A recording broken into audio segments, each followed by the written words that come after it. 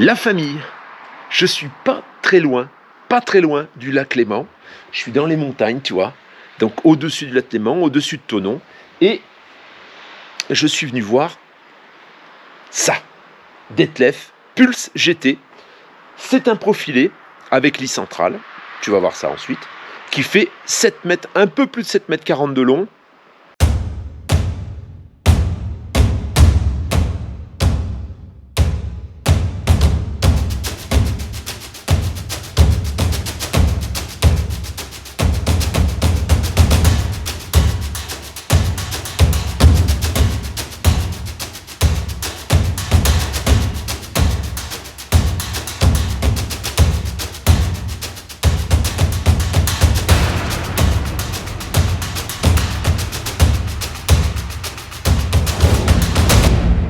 Il est quasiment neuf. Et alors tu vas voir dedans, le propriétaire c'est un grand maniaque. En fait le véhicule, il a 7500 km, il est de fin juillet 2020. Ça veut dire qu'il a tout juste un peu plus d'un an. Il vient de passer ce contrôle étanchéité. On est sur le moteur 180 chevaux, 2 litres 3, 180 chevaux, donc les nouvelles motorisations chez Fiat. Et cette fois-ci, et ça va être le premier que je vois comme ça en occasion, il a une vraie boîte automatique. Là-dessus, tu as une boîte 9 vitesses automatique. C'est pas comme la boîte robotisée semi-automatique, elle est vraiment plus rapide, c'est une boîte à double embrayage, vraiment très très rapide. Avec le moteur 180 chevaux sur un véhicule de ce gabarit, bah c'est largement au-dessus de tout ce que tu peux espérer. Quasiment stock de l'extérieur, je dirais qu'il n'y a pas de panneau solaire. De l'extérieur, il n'y a pas eu d'amélioration, il n'y a pas de porte de vélo, il est resté stock comme il est quand il est sorti neuf. La seule différence, c'est que là, son propriétaire a ajouté une grille pour éviter justement aux papillons, aux bourdons, etc., d'aller s'écraser sur le radiateur. Ici aussi, tu vois. Feu à LED sur ce véhicule, parce qu'on est sur les nouvelles générations de Ducato. Petit détail, donc, 2 litres 3, 180 chevaux. On verra ensuite à l'intérieur le système de boîte de vitesse. À l'intérieur, rien à dire, sauf quand même, je te le précise, et il l'a récupéré comme ça malheureusement, on a 2 petites bosses ici. Alors je te rappelle que toute la caisse est en alu, hein, toute la cellule est en aluminium. Donc l'aluminium, on ne voit pas, s'il ne me l'avait pas dit, je ne sais pas si je l'aurais vu. Bon, on le voit un petit peu très légèrement. Moteur, comment dire, regarde de toi-même. C'est plus propre que quand c'est neuf. Franchement, j'ai vu des véhicules neufs qui n'étaient pas aussi propres. Donc tout est impeccable. Le contraire ça aurait été étonnant, mais quelquefois quand même après 7500 km, le moteur est déjà sale et tout. Là, c'est vraiment comme si tu venais de le prendre au magasin. Hein. Même mieux, je dirais, quelquefois, que si tu le prenais au magasin. Donc on est sur le 2 litres 3, 180 chevaux. 2 litres 3, 180 chevaux, qu'est-ce que c'est? En fait, tous les 2 litres 3 ne sont pas identiques. Ça veut dire que quand tu prends un 2 litres 330 chevaux, un 2 litres 350 chevaux, et là un 2 litres 380 chevaux, eh bien, tu as des grosses modifications. Le moteur, à l'intérieur, il est quasiment complètement différent d'un 2 litres 350 chevaux. La grosse différence, c'est qu'on a un turbo. Alors souvent on dit biturbo, c'est pas un biturbo, c'est un gros turbo à géométrie variable. Ce qui veut dire qu'il va s'adapter au bas régime, il va s'adapter également au haut régime. C'est comme si tu avais 2 turbos qui travaillaient un petit peu conjointement. Un turbo pour les bas régimes, un turbo pour les hauts régimes. On a un turbo à géométrie variable, tout simplement. Jean Talu, je te fais tout de suite remarquer, avant d'avancer, que tu as une porte extra large. La porte est vraiment très très large, marchepied électrique, on le verra tout à l'heure. Le système de WC à cassette qu'on connaît, hein, le T-Ford comme toujours. Bon là, peut-être que si tu veux faire une petite amélioration, eh ben, tu pourras lui ajouter un SOG. Alors au niveau des vitres, eh bien, on a cette petite, ce qu'on retrouve à peu près sur tous les véhicules maintenant, on a des vitres affleurantes. Hein. Alors il y a quand même une petite moulure, la moulure est de couleur grise, donc ça ressort très très bien. Comme on a un lit central, on a un lit sur soute. Alors un lit sur soute, mais souvent les soutes, sur les lits centraux, ben on a des soutes assez basses en fait. Cette soute, elle se règle en hauteur. Ça veut dire que là, ton lit, si tu veux, tu peux le remonter pour avoir plus d'espace pour pouvoir loger un véhicule. On va mesurer l'intérieur de la soute avec le lit en bas et ensuite on va mesurer l'intérieur de la soute avec le lit en haut. Comme ça, je te donnerai à peu près les dimensions du scooter que tu peux rentrer dans ce véhicule. Lit au plus bas, tu as 90 de soute. Maintenant, on va remonter le lit au plus haut pour voir combien on a en soute au maximum. Au plus haut, tu as 1,13 m. Tu vois, tu as cette partie-là qui vient et qui s'accroche ici en dessous, ce qui fait qu'elle ne te gêne pas. Et là, tu peux rentrer 1,13 m en hauteur. Donc je pense qu'un scooter, il y a certains scooters, je pense notamment par exemple au Scarabeo à l'époque, alors peut-être maintenant ça se fait plus, mais il y avait le Scarabeo 100, il faisait même en 125 en petit gabarit, ça doit rentrer là-dessous, à mon avis. Et alors tu vois ces petits caches là, tout est bien pensé parce que tu peux les accrocher, on a une très très jolie finition. Ici tu as des prises 12 volts, tu vois, prise 12 volts et là la lumière. Et alors en largeur, tu as 95, au moins large, hein, parce qu'après il y a un débord, c'est un monte un peu plus haut, ou plus bas, disons, sur le plancher 95. À l'arrière, ben, on n'a rien de spécial à signaler. Le véhicule est neuf, hein, donc forcément c'est impeccable. Voilà, et là qu'est-ce que tu vois? Alors déjà, la première chose moi qui me plaît, c'est ça. On a une feuille sous le châssis, sous tout le châssis, qui te permet de protéger le plancher. Le problème, tu vois, c'est que là, tu as des projections, alors même s'il y a des bavettes extraordinaires, hein, je ne sais pas si elles sont d'origine, mais en tout cas, il y a des bavettes. Les bavettes empêchent les projections, mais malgré tout, tu peux quand même avoir de l'eau. Et souvent, ce qu'on constate sur les véhicules, notamment sur certains Bussner, anciens Bussner, eh ben c'est la pourrissure, en fait, qui se fait dans les angles de pare-choc. Donc tu vois, les angles qui sont ici, l'eau s'accumule, et ensuite, eh ben ça pourrit. Et là, donc, ton œil averti aura remarqué deux boudins. Je t'expliquerai ce que c'est tout à l'heure quand on sera au poste de conduite. Deuxième porte de soute, puisque la soute est traversante, tu vois, tu as des petits bacs là pour ranger éventuellement des affaires. Là, ici, tu peux ranger aussi des choses. Alors, il doit y avoir un accès, je pense, au réservoir d'eau. C'est exactement ça, voilà. Ici, dessous, tu as le réservoir d'eau. Ce qui veut dire que ton réservoir d'eau étant hors gel, étant dans la soute, forcément, il ne subira pas le gel parce que la soute, bien sûr, est chauffée. Le trou-mât arrive ici. Et là, d'ailleurs, on a la goulotte de remplissage d'eau. La soute à gaz, donc, soute à gaz sur lequel tu as une lyre avec le duo contrôle. Et donc, elle peut accueillir 2 bouteilles.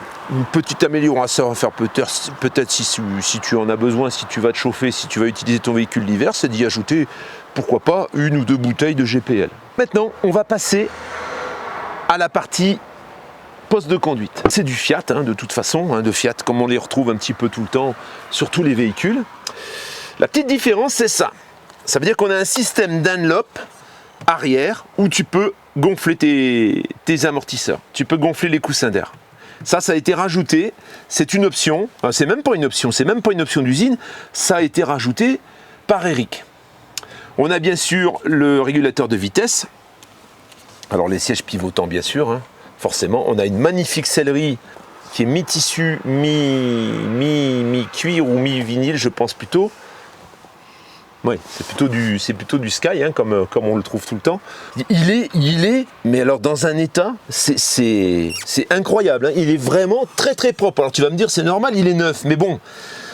Voilà, là tu as le levier de vitesse 9 speed, donc c'est 9 vitesses automatiques. Il y a plusieurs modes de conduite. La climatisation et l'autoradio. Alors peut-être aussi rajouter pourquoi pas une caméra de recul comme celle que moi j'ai par exemple à Love You sans avoir besoin de passer des câbles, à moins que les câbles soient passés d'origine, mais bon, c'est souvent il faut passer les câbles. On a bien sûr les occultants. Alors c'est les occultants qui vont plutôt bien là, je trouve, pour le coup. C'est les occultants. On les a sur toutes les fenêtres. On a un occultant également sur le pare-brise, tu vois. Alors c'est les nouveaux systèmes, hein, où il suffit de... Voilà, tu vois. Bon, alors sur l'avant, ça n'a pas foncièrement changé par rapport aux anciens, puisqu'on avait le même système, sauf qu'il y avait un blocage qui était différent. Sur les côtés, par contre, il y a une espèce d'articulation qui est ici. Et alors je trouve que le système est quand même mieux que sur les modèles d'avant. Il y avait le modèle juste avant où là ça fait un peu château branlant. Là je trouve que ça, tu vois, ça marche plutôt bien. Alors tu vas me dire en même temps le véhicule est neuf, hein, mais je pense qu'en portant un soin particulier ça devrait pas s'abîmer. Direction à l'intérieur, et là tout de suite regarde la largeur de la porte. On est vraiment sur une vraie porte large là. Franchement, pour un véhicule de ce gabarit, je trouve que la porte est énorme. Et alors elle vient, en fait, elle vient se verrouiller ici, tu vois, et elle est écartée. Elle vient pas plaquer contre le véhicule. On va rentrer à l'intérieur. Alors on peut remarquer tout de suite le marchepied électrique qui va bien, hein. Voilà. Et ensuite, et ben voilà l'intérieur en fait. On va voir tout ça en détail. L'éclairage est magnifique. Franchement, il y a une ambiance vraiment... c'est magnifique hein, dedans. Je dois avouer qu'ils ont forcé sur la finition. C'est très moderne et très actuel. Hein, et puis c'est très joli. Franchement, c'est magnifique. Alors, tout de suite en rentrant, on a... Je vais commencer hein, tout de suite comme ça. Voilà, on a un énorme tiroir dans lequel tu peux loger des chaussures. C'est plutôt bien pensé. Une bouche de chauffage. On a également ici, ça pourrait servir de porte-parapluie ou de porte-magazine éventuellement. Et un téléviseur. Donc le téléviseur se retourne. C'est un téléviseur qui fonctionne en partage de connexion. Ça sous-entend que tu n'as pas de parabole sur le toit. Ce qui n'est pas plus mal. Hein. Je dois t'avouer que les paraboles sur le toit, c'est sujet souvent à problème. Parce que ça marche un coup sur deux. Il y a des gens pour qui ça marche très bien, il y a des gens qui n'arrêtent pas d'être embêtés avec ça. Moi personnellement, l'expérience parabole, je ne l'ai pas exploité longtemps, ça m'a vite gonflé. Hein. On a un chauffage Truma dont la commande est ici. Chauffage Truma, gaz et électricité, 1000, 2000 et 3000 watts, avec 3 puissances. Donc branché au 220, tu peux faire tourner ton chauffage uniquement qu'au courant. Donc tu peux voir tout de suite au-dessus du poste de conduite, on va avoir... Voilà, la température intérieure, température extérieure. Tu vois, il fait pas très chaud ici quand même. Hein. Je me disais, il fait un peu frais. Maintenant, je comprends mieux. On a l'allumage du 12 volts. On va avoir les réservoirs, tu vois. Ça, c'est les batteries. Alors, il y a 2 batteries supplémentaires sur ce véhicule. Il y a 2 batteries cellules. Je pense qu'elles sont autour de 90 ampères. Et on a ensuite les réservoirs d'eau. Réservoir d'eau propre et réservoir d'eau grise. Bon, réservoir d'eau grise, il est vide avec bien sûr la petite horloge qui va bien. J'aime bien ces tableaux de bord, je trouve ça joli. Donc des interrupteurs tout de suite à l'entrée, hein, bien sûr, avec des éclairages. Donc là, tu vois, on voit beaucoup mieux les compteurs, hein, parce que il y avait un contre-jour, on voyait pas bien. Des petits porte-manteaux bien pratiques pour quand on rentre. Et là, on distingue bien sûr les rails pour le lit. Et alors, regarde, ça c'est le détail qui tue.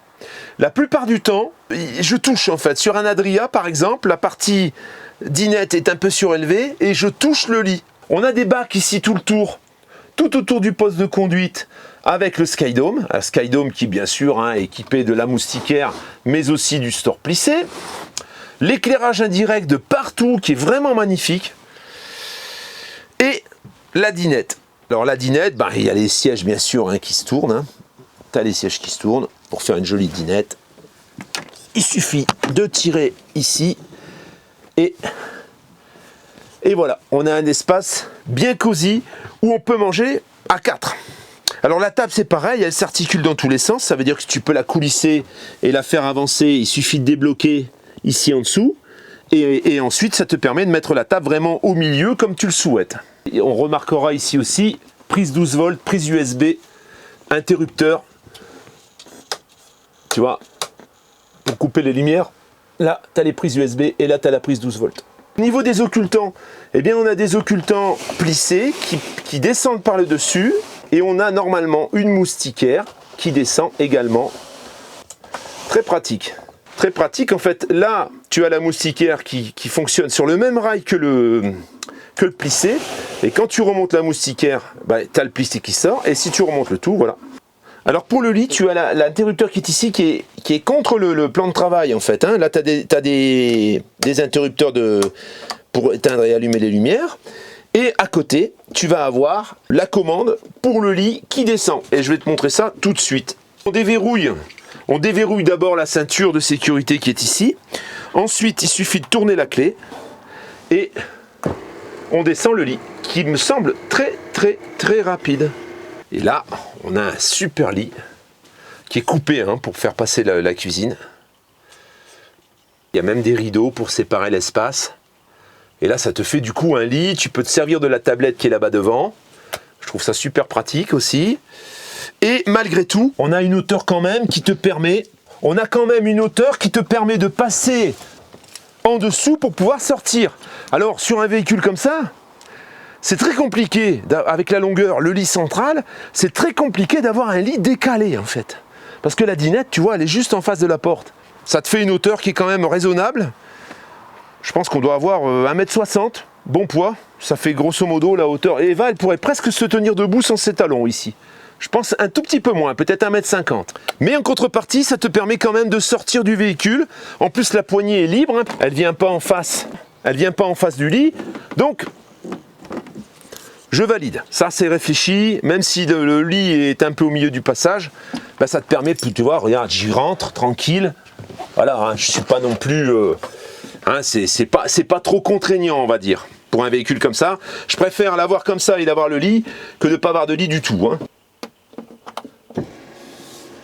Voilà, et ça remonte très très bien. Parfaitement bien. On rattache la serrure de sécurité. Il y a un truc que je t'ai pas montré, c'est les deux bacs qui sont, tu vois, dans l'entrée. Il y a deux bacs pour ranger des bouteilles éventuellement et tout. Et alors le petit détail, tu vois, il y a une évacuation. Ce qui veut dire que si toutefois tu venais à verser quelque chose, eh bien ça c'est cool, tu peux le rincer, tu peux le laver et ça reste pas dans le bac et t'as pas de problème pour les éponger. J'en profite également pour te montrer ce que je t'ai pas montré là. Il y a un store hein, également bien sûr, hein, sur la porte au niveau de la vitre. La vitre ne s'ouvre pas. Alors dans la cuisine, il y a une option hein, qui est pas, ça c'est pas d'origine, c'est pas de série chez Detlef, c'est le four. On a un petit four qui est neuf, qui est complètement neuf. Voilà, c'est neuf. Hein. Voilà, tu peux voir, ça n'a pas servi, c'est complètement neuf. Autre chose qui est particulier, je trouve que ça, on ne voit ça que sur le haut de gamme. Ce qui est particulier qu'on ne voit que sur le haut de gamme, regarde. Là, tu as le congélateur. Tu vas me dire, ouais, mais il s'ouvre pas du bon côté. Regarde. Voilà, tu vois. Ça, je comprends même pas qu'ils y aient pas pensé plus tôt, parce que c'est vraiment... Ça, je trouve ça génial. Ça, quand tu manques de place, tu vois, tu ouvres des deux côtés. Alors, c'est un frigo Trimix hein, qui fonctionne au gaz, à l'électricité et aux 12 volts. Il choisit son énergie tout seul. C'est un Dometic. Je trouve ça super bien foutu quand même. Hein. Franchement, là... Alors, je savais que ça existait, mais c'est la première fois que j'en vois un. Je trouve que c'est plutôt sympa. Alors, au niveau des rangements, bon, alors ça, c'est le rangement qui vient dans la partie dinette. Mais là, encore une fois, tu vois, c'est pas mal. C'est bien foutu, en fait. C'est super bien foutu, ça tient tout seul. La porte, elle se... Tu vois, elle a une articulation... alors, je sais pas si c'est vraiment... Non, ça n'a pas l'air articulé. C'est juste... la porte, elle a un galbe, mais elle a un galbe avec deux panneaux, tu vois. C'est deux panneaux qui sont fixés entre eux. On a sur la cuisine, donc, ce petit rangement, ce petit rangé pisse. Ici au-dessus, ici en bas. La partie donc store est protégée par cette plaque et ça je trouve que c'est intelligent aussi et on voit ça souvent d'ailleurs sur le haut de gamme parce que souvent tu vois il y a un papier décor, on a laissé le panneau un peu comme là et du coup après ça se graisse et puis c'est compliqué à nettoyer. Donc plaque 3 feux gaz, tout propre, hein, vraiment on dirait que on n'a jamais fait la cuisine dedans. Donc ça c'est pareil, je trouve que c'est intelligent, c'est bien placé, parce que souvent c'est pareil, ces plaques de verre, elles sont pas pratiques, là elles tombent, elles protègent un peu du gras les rideaux, et je trouve que c'est plutôt pas mal. Et ici, on va avoir l'évier avec la petite planche à découper, qu'on va retourner, tu vois, et ça va nous permettre, ça peut nous servir d'égouttoir également. Robinetterie, bien sûr, robinetterie style maison. Et là, encore une fois, on va avoir prise de courant 220, prise de courant 220. Ça, c'est pour quand tu es branché au 220. Ou si éventuellement tu as un convertisseur, tu équipes un peu ton camping-car, bah, peut-être que tu peux brancher ce véhicule directement au 220 par le biais de tes grosses batteries, si bien sûr tu optes pour des grosses batteries. Toujours pareil, alors là c'est encore mieux. Parce que tu vois, là, ça se plie en fait. Ça veut dire que là, le haut du placard vient pas t'enquiquiner la tête. Et alors on doit avoir une haute aspirante. Oui, on a une haute aspirante. Et on a un rangement ici, au-dessus, avec une aération. Alors ça, c'est haute aspirante. Hein, c'est souvent des gadgets parce que en fait, ça crée une dépression dans le camping-car et il faut avoir tout fermé pour que ça fonctionne. Hein. Et ça fonctionne jamais vraiment parfaitement. Alors là, on peut se dire, ben là, je vais attraper la poignée, mais non, tu vois, tu as juste à faire ça.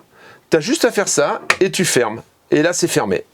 On va passer maintenant à la partie nuit. Alors la partie nuit, le véhicule il fait 7,40 m, mais ça ne t'empêche pas d'avoir une séparation. Je remarque quand même, parce que le thème de la vidéo c'est ça, c'est est-ce que Detlef c'est de la qualité ou est-ce que c'est surfait? C'est ce qu'on peut imaginer que ça serait de la qualité puis qu'en final ça n'en serait pas. Là rien que ça déjà. Rien que ça déjà. Voilà. T'as pas de jour. J'ai vu des véhicules où la porte elle touchait là-haut, où c'était vraiment ni fait ni à faire. Là on a quelque chose de qualitatif. Tu vois, c'est...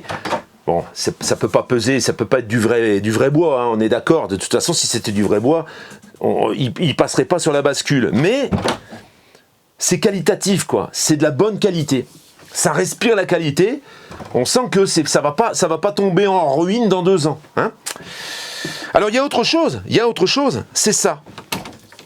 Parce que ta salle de bain, en fait, ta pièce d'eau, elle peut traverser. Regarde. Voilà. Tu as 2 séparations. Je te les fermerai tout à l'heure quand on sera dans la chambre. Comme ça, je te montrerai un peu comment ça se passe. Une fois qu'on passe là, ici, on a un morceau de double plancher dans la chambre, en fait. Hein. Ça, c'est du double plancher. On ne l'a que sur cette partie-là. Et ensuite, le lit est bien sûr sur soute. Hein. Tout de suite, à la droite, on va avoir la douche. Alors, bien entendu, hein, c'est difficile de faire autrement. On a le passage de roue ici, mais ça, c'est sur un véhicule de cette longueur-là, avec un lit central. C'est très, très compliqué. Il faudrait qu'à ce moment-là, la douche, elle soit dans la cuisine, tu vois. Et là, c'est pas possible. On a un caillebotis d'origine. Bon, elle est suffisante, hein. C'est pas une douche king size, mais c'est pas une petite douche non plus. Et là, on va avoir un rideau, tu vois. On a le rideau qui est attaché, d'ailleurs. Il faut pas oublier de détacher. Et tu as vu comme il s'enroule? Regarde comme il s'enroule. C'est bien foutu quand même, hein. Ça te permet d'avoir, du coup, plus de place à l'intérieur. Le fait que le rideau... Alors du coup, la douche devient grande. Au moment où tu as fermé le rideau, tu récupères toute la place du rideau. C'est vrai que quand on le voit comme ça, on a l'impression que la douche est petite. Mais comme tout ça, ça disparaît, eh ben, tu récupères quasiment 12 cm à peu près, je pense, hein, 10-12 cm de profondeur de douche. Il ne faut surtout pas oublier à chaque fois de verrouiller la pression pour éviter que les portes elles bougent. De l'autre côté, à partir du moment où tu as ouvert... Voilà, à partir du moment où tu as condamné cette porte pour faire une séparation, eh bien tu vas avoir les toilettes, qui sont ici donc, les toilettes dont on a parlé tout à l'heure, des crochets pour pouvoir accrocher tes serviettes, le petit lavabo intégré, hein, une plaque dessus, et puis le lavabo ne vient pas par-dessus, tu vois, il est intégré. Et ici, on a un rangement, tout est bien ajusté. Hein. Ça c'est impressionnant, je trouve. Enfin, c'est impressionnant. C'est presque normal. Mais ça devient tellement rare que ben, je suis surpris, tu vois. Voilà. Et tout est bien, tout ferme bien, tout est impeccable. Le véhicule a 1 an, tu vas me dire, il a roulé que 7500 km, mais je te prie de croire que même d'autres véhicules qui ont 1 an, ils sont pas dans cet état-là, hein, je te le dis. Hein. J'ai d'autres marques que j'ai en tête, là, c'est une catastrophe. Hein. On va fermer ces 2 cloisons. On ferme les 2 cloisons. Et voilà. Là, tu vois, je suis dans l'espace bain. Moi, je suis grand. Hein, je suis assez large. Regarde. Tu peux, sans problème, sans déranger la personne qui est au lit, sans déranger les personnes qui sont devant, eh bien, prendre ta petite douche, faire ta petite toilette. Tu as un espace qui est, pour un véhicule de cette longueur-là, je trouve ça un peu exceptionnel quand même. T'as bien de la place. Je peux me tenir même en largeur, je veux dire, c'est spacieux, quoi. Et ensuite, bah, ces petites portes, elles se coulissent. Il y a un rail au-dessus, un rail en dessous. Donc, ça a l'air assez fiable. Eric est quelqu'un de très, très, très soigneux. Hein, excessivement soigneux, on va dire. Au niveau de la chambre, on a un lit. Donc, un lit qui est coupé sur les côtés, bien sûr. Hein, ça, tu peux pas trop l'éviter. Je pense que c'est un lit qui doit faire 160. Je pense que je vais aller quand même le mesurer pour pas te dire de bêtises. Alors, concernant le lit, on a un lit de 160 de large. Voilà. Le lit fait 160. Donc tu vois tout ça avec les lumières indirectes, on a le lanterneau qui est complètement intégré, c'est vachement joli. Et alors on a des niches des 2 côtés, des petits plafonniers. Est-ce qu'ils s'allument ici? Non. Non. Alors ça doit s'allumer directement de là-bas devant. Voilà. Et je crois qu'on a deux côtés, non, on a un côté. Tu vois, des petits lecteurs de cartes, et à chaque fois, regarde, tu as les interrupteurs là-dedans pour fermer les lumières, pour couper les lumières. Et ici, tu as des ports USB. Ah, ça, c'est pareil. Ça, tu vois, ça me plaît, ça. Ils ont pensé à mettre des ports USB dans les petites niches. Tu peux charger ton portable quand tu dors, tu l'as à côté de toi. Des penderies avec des bacs au fond. Tu peux ranger aussi. Ça, c'est pas mal. Et alors, tu vois la penderie comme elle est? Regarde. Ça, c'est d'habitude, on se casse pas la tête, hein. C'est un tuyau en alu. Là, par contre, ce qu'il y a de bien, c'est qu'une fois que ton cintre il est coincé dans les alvéoles, eh ben, les vêtements, même si tu n'as que 2 vêtements, ils se baladent pas. Donc, je trouve que c'est plutôt bien pensé aussi. C'est tout des petits détails. C'est tout des petits détails, mais ces petits détails font qu'on est sur un véhicule haut de gamme, en fait. C'est ça qui fait le haut de gamme dans une marque. C'est tous ces petits détails qui ont été réfléchis. Encore une fois, pareil, hein. Il y a une qualité d'assemblage qui est vraiment au-dessus du lot, hein, franchement. Et alors ici, qu'est-ce qu'on va avoir? Au pied, c'est pareil, on a une petite trappe, comme tout à l'heure. Alors celui-ci, par contre, il n'a pas l'égouttoir, parce que là, c'est plutôt pour mettre des chaussures. Ensuite, tu vas avoir également un rangement, ici. Et ça, regarde, on voit les vidanges, on voit l'entrée du bac à eau, là. Hein. Et là, des petits rangements, encore une fois, pour pouvoir y mettre ce que tu veux.